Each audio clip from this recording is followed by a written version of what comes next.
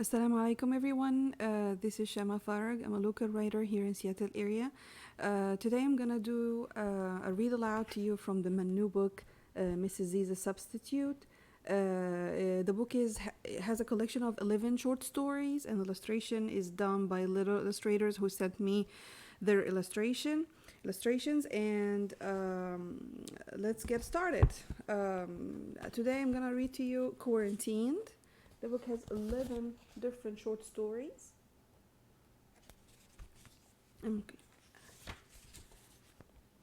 Quarantined. It's a chapter book. Quarantined. I can't believe I'm getting teary-eyed just to see my friend again. Finally, after 6 months of staying at home full-time, I can see my friend.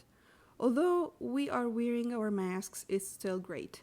I don't know what happened. I was getting ready for my favorite part in school year, International Night. There were some rumors that the school administration might postpone the whole thing due to COVID-19, but I was thrilled that I would be able to participate. Alas, 6 months ago, the school district announced that all schools would be shut down completely. It was sad and frustrating that I could not even say goodbye to my friends or my teachers. It was sad that I didn't even get a high five while dropping off the school library books, and I was muted during my virtual elementary school graduation. Do not get me wrong, I appreciate all the efforts to keep me safe, but it feels so stressful. With this quarantine thing, I can't even have a good sleep. Yes, insomnia is real. I'm so terrified to sleep. Every time I tuck myself into bed and put myself to sleep, I woke up a few minutes later due to a horrible nightmare. One time, I dreamed that I was being chased by bullies, calling me names and hitting me so hard. I remembered I woke up feeling like I was actually being beaten. Another time, I dreamed of burglars who were trying to steal our house. Also, I dreamed of myself getting so sick, and I lost one of my eyes. I dream of getting lost, I dream of getting sick with COVID, and the list goes on. I would say one of my worst dreams was seeing myself alone at the beach. I was supposed to be with my friends, but I got stuck. Whenever my friends were urging me to come snorkeling or surfing with them, I would say, I'm scared, I don't know how to swim. I ended up alone until that lady in the diving suit came to me and then said, Don't worry, I can teach you. I had a diving license 17 years ago. I'm an expert. I will help you.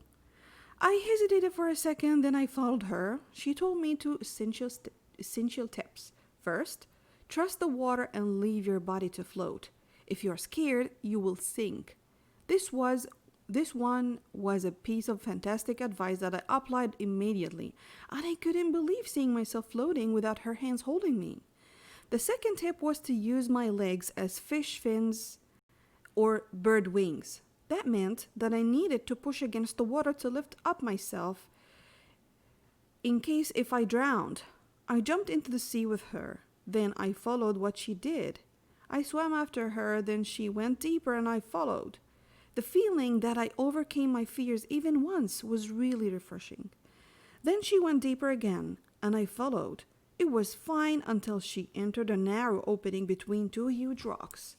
I relented at first. The diver lady looked at me with assurance, then made a gesture for me to follow her. I stayed still. She got mad. Then her face started to turn uglier and longer. Then horns began to appear on the top of her head. Her voice sounded deep, loud like an evil maniac when she said, I said, come on! Follow me! I swam away from her. I thought it was the opposite direction, but it turned out that it was a deeper area. It seemed like a rip in the middle of nowhere. I was gasping. I almost lost my breath. I swam until I couldn't sense my limbs. Then, to my surprise, I felt something moving behind me. They were two bodies behind me. Finally, I got some help. I looked behind me. It turned out that those moving bodies were hungry sharks looking for dinner. I partially lost my consciousness. However, I heard them talking. The first shark hungrily said, I think it would be so delicious. Don't eat the whole thing. Mike is coming up. Mike is coming too. The second shark replied, Man, I'm so starving. I'm starving? I shrieked. My mom came. She turned on the light and checked on me. Are you okay, Netta? I'm okay, I said with a shaky voice. It was so hard for me to process all of this. It was hard to admit that I was suffering. I feared being judged. Thankfully, my mom works for a spiritual healing organization. My mom was a former therapist, and she would know if I had a problem. Only a look in the eye would be enough. She talked me through it. She identified the problem and then said, Well, it seems this quarantine thing is getting so stressful. What do you think you could do about that? How am I supposed to do, Mom? How I'm supposed to know, Mom? I can't come up with a solution. Maybe you need time to clear your thoughts, she said with a smile. Then she patted me on the back. Can you help me? I asked.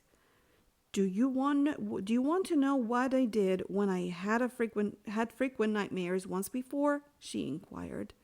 Did you have nightmares too, Mama? Please tell me. What did you do? She sat next to me, wrapped her arm around my shoulder, held me closer to her lips, and kissed my forehead. Then she said, When I was in college, I lost my dearest friend to cancer. She was my best friend. We were close, and she was dying before my eyes. I was only 16, and it was too much for me to process. It was hard. I patted her on the shoulder. She got teary-eyed. She paused for a second and continued. I was crying over her every single night. I was talking to her every night. I knew she was suffering, and death might be God's mercy on her. She was in endless pain, but I was in agony. The idea that I wouldn't be able to see her again would distress me.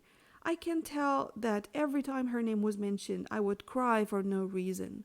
My health was deteriorating, my thoughts were dark, and everything was worse and worse. I was scared to sleep at some point, let alone my sleep and nightmares, she sighed. I started to chew my nails. Then my mom took my hands away from my mouth and hugged me. And she hugged me tighter and said, I did a few things until I adapted and moved on. Curious, I asked, What did you do? Well, I began to meditate. Extra prayers would count as meditations as well. Knowing that there is something divine, we call a God, who is omnipotent, transcendent, all-knowing, is comforting. The divine thing that knows everything is responsible for everything and who will help you with anything. Once you will realize that, you don't have to worry about everything. You can speak to him about your fears, practice talking to him, complain to him, ask him for goodness. That will help. Interesting. What else can I do? I asked. Also, listening to something soothing before you sleep will help. Even talking to someone who makes you laugh will help too. Netta, dear, try to practice gratitude. Think about 3 things that you were grateful for them happening. Practicing gratitude will also help, my mom explained. Those are great tips, but they will probably be hard to remember whenever I had a nightmare, Mama, I said. I agree with you. However, it is not about knowing. It's about applying. My mom replied. I love you, Mom, I said. I love you too, she said, then tucked me in, and before turning the light off, she whispered, Neda, I have enrolled you in a virtual art class. It will help you relieve your anxiety. It will give you a space to express yourself. Besides, you will make new friends, and it will keep you busy. When we're busy, we won't have time to think about things that bring us pain. True. Thank you, Mama. Good night, I said. Good night, Neda, Mama said. Now, you guys, thank you for listening. Please reach back to me if you have any further questions. If you are looking for the books, it's available on my website or through my page or on Amazon. Search my name on Amazon, Shama Farag, and Jazakallah khair for watching. Thank you.